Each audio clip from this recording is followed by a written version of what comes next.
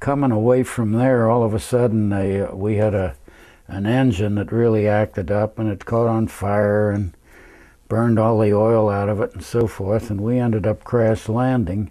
They found out later that a piece of enemy flak had come through the dome of the propeller and drained all the hydraulic fluid out, so the prop just flattened out and ran away, and created fire and shook all the nacelle off and everything like that. But we survived it and got back.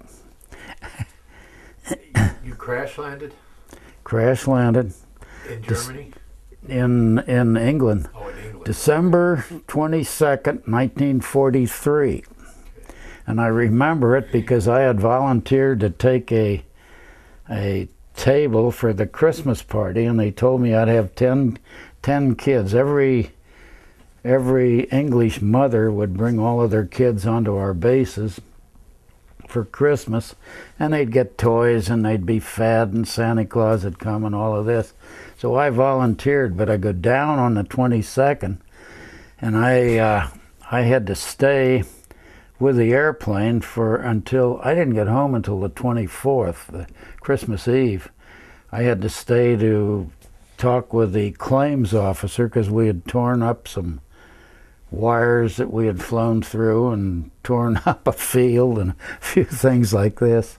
But I got back on the 24th, and 25th we had our party, and I had about 15, 18 kids, and part of them were in diapers, and I was married, but I didn't have kids, and I didn't know anything about diapers and this sort of thing. So this little girl that's there was from a big family. She was 12 years old, and she told me at that time, "I'll take care of this," and she did. And to this day, I still contact her in England. She's a delightful gal. And what were you the pilot? I was a co-pilot on that, yes. Pilot and co-pilot, we interchanged and so forth, but on that mission I was a co-pilot. That's why I had to stay and talk to the claims officer. You go down the line, you get to do this, and I did.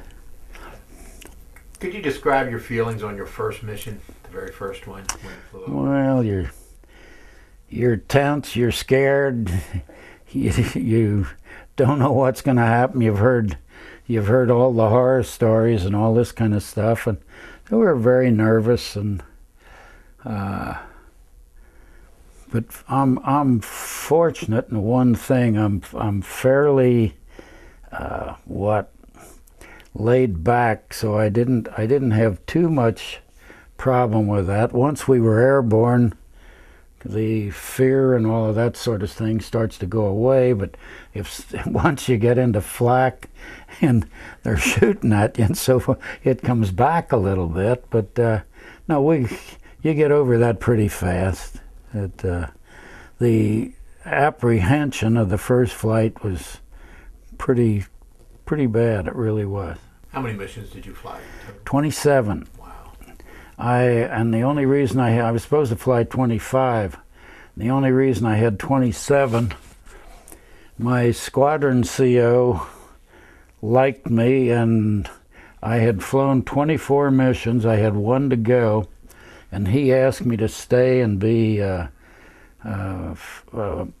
what did he call it? An engineering officer, something like this. Our airplanes would get shot up. A tail would get banged up. It'd land on another air base. We'd send a crew out. They'd patch it, fix it up. Somebody had to go pick that airplane up. My squadron CO elected me to do that, so I started doing that, and I had my head up and locked. I wasn't paying any attention. Jimmy Doolittle took our Air Force over on January 1st, 1944, and the minute he came there, he put guidelines in. If you had so many missions by this date, you could finish with 25. If you had so many missions by this date, you had to fly one more. And I ended up where I'm sitting there, I'm picking airplanes up and doing this kind of stuff. And Bill Lindley, my squadron CEO, came to me and he said, "Buge," he said, "I got some bad news." I said, "What's that?" He said, "You've got to fly 3 more missions." And then I said, "Why?" And he said, "Well, Doolittle has just ordered you to," you know, so. Then he said to me, "You pick out the missions you want to go on." And I said, "Not on your tintype." I said, let this fall where it will." I said, "I certainly don't want to select stuff."